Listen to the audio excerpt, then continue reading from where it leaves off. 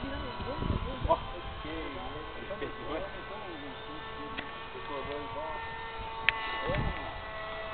Sobe.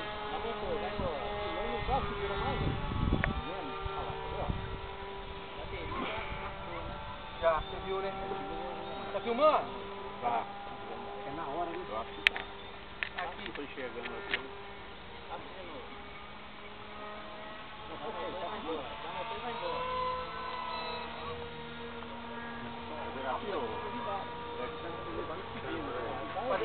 Pode fazer mais uma, Rogério?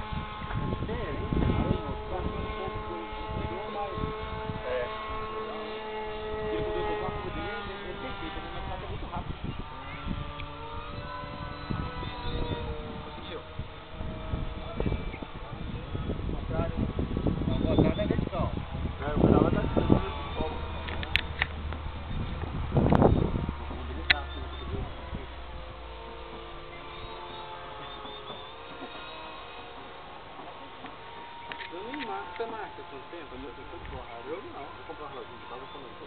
Eu acho que não precisa não, a gente tem a noção, velho. Eu empolgo. Você esquece? Agora eu não lembro. Eu tô no alto do tempo fora. Eu teria de quanto tá usando?